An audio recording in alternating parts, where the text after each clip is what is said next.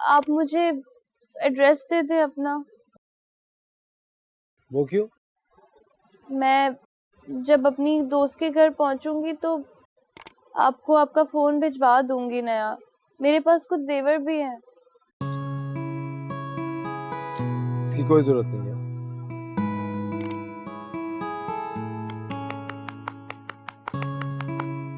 तो फिर बार बार अपने फोन को हाथ मारकर शर्मिंदा ना करें मुझे। इसमें शर्मिंदगी की क्या बात है? मेरा फोन है, अब देखना तो पड़ेगा ना कि शायद ठीक हो जाए। जी मगर मुझे लग रहा है जैसे मुझसे कोई गुनाह हो गया है। बिला वजह खुद ही से सोचना शुरू कर दिया आपने। आप कितने दिन के लिए जा रहे हैं?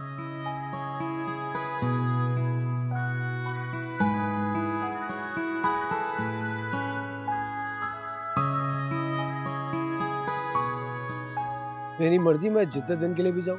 नहीं, वो बात नहीं है।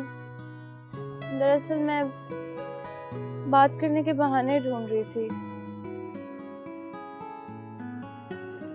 3 घंटे भी तो गुजारने, अब कुछ करने को भी नहीं। सॉरी।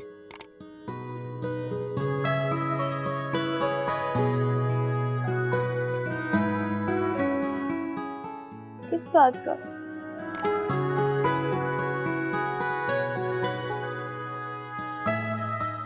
एक्चुअली मैं फोन की वजह से थोड़ा चिड़चिड़ा हो गया था। मुझे आपसे इस तरह बात नहीं करनी चाहिए थी। सॉरी। भूल जाए, मैं भी इंसान हूँ। चीजों के नुकसान से इंसान अक्सर चिड़चिड़ा हो जाता है।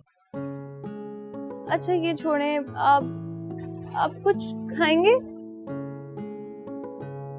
नहीं थैंक यू, मेरा मूड नहीं है। क्या हुआ? नहीं नहीं, कुछ नहीं।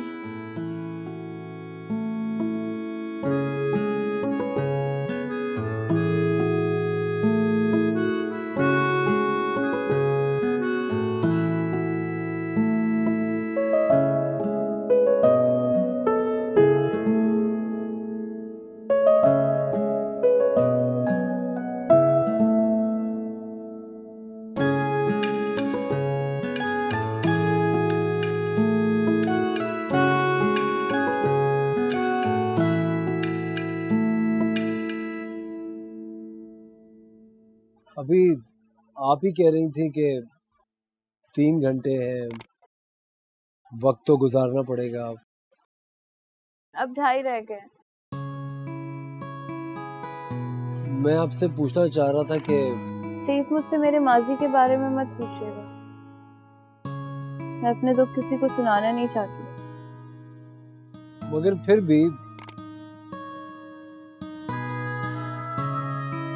अच्छा ऐसा करें कि आप मुझसे मेरे बारे में कुछ पूछ लो।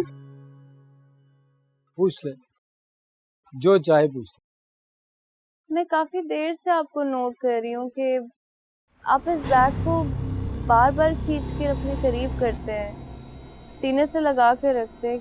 कहीं ये राबिया की निशानी तो नहीं?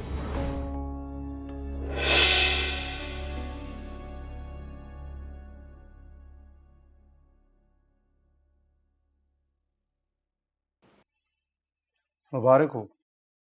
मुझे खुशी है कि आपने मेरा मशवरा मान लिया। बस आप पे भरोसा कर लिया। देखिए जी, मैं तो आपको चेक दे देता, लेकिन आपके मसाइल इतने हैं और टैक्स की इतनी रकम कटेगी कि इतने में तो एक गरीब का भला हो जाएगा। और वैसे भी आप तो अपनी सारी रकम को किसी फलाही काम में लगाना चाहते हैं ना। 3 करोड़ मामूली रकम नहीं होती। सच बताऊं, मुझे तो खुद खौफ आ रहा है। इतनी बड़ी रकम में कैसे लेके जाऊं? मैं आपको एक बड़े मजे की बात बताऊं।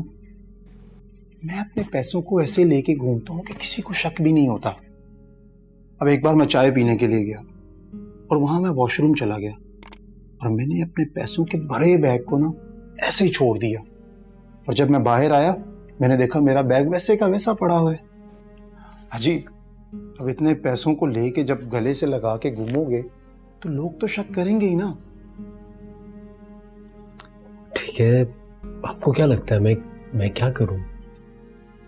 सबसे पहले तो आप एक काम करें, आपने इस्लामाबाद प्लेन से नहीं बल्कि ट्रेन से जाना है और अपने सामान को ऐसे रखना है कि किसी को शक ही ना हो कि आपके पास पैसों का बड़ा बैग है। ट्रेन से? इतनी बड़ी रकम मैं ट्रेन से कैसे लेके जाऊं? ये तो बहुत बड़ा रिस्क है।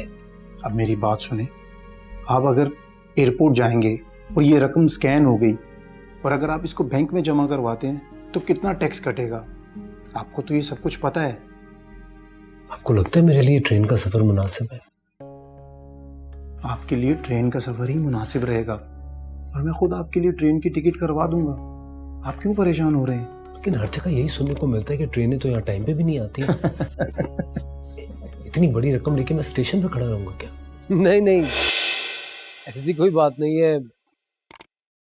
निशानियां तो मैं सारी पीछे छोड़ा है। कितनी अजीब बात है, आप तमाम रिश्ते पीछे छोड़ा है और मुझे मेरे रिश्तों ने ही पीछे छोड़ दिया। मतलब ये कि हम दोनों ही दुखी हैं। हाँ, मगर आपसे कम। ये जलाल आपके जो शौहर है, आपकी इनसे लव मैरिज हुई थी? आपको कैसे पता चला मेरे शौहर का नाम जलाल है? अभी आप फोन पे ही बात कर रही थी तो बार बार जलाल जलाल कर रही थी तो मुझे लगा। जी, मेरे कॉलेज में पढ़ता था। आप पढ़ी लिखी है? क्यों? जब तक चेहरे से नकाब ना हटा लूं पढ़ी लिखी नहीं लगूंगी। मेरा ये मतलब नहीं है, वो मैंने अंदाजा ही नहीं लगाया आपके बारे में। मैं यही सोच रहा था कि इतनी दबी दबी अपने हक के लिए आवाज ना उठाने वाली पढ़ी लिखी कैसे हो सकती है? तालीम तो शऊर और अपने हक के लिए लड़ना सिखाती है, लेकिन मोहब्बत क्या सिखाती है?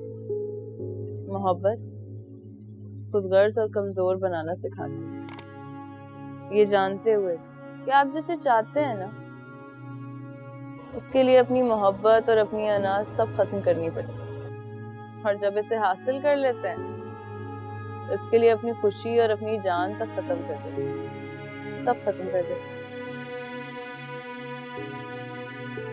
बकौल परवीन शाकिर के लगानी पड़ती है डुबकी भरने से पहले। गुरूब होने का मतलब जवाल थोड़ी है।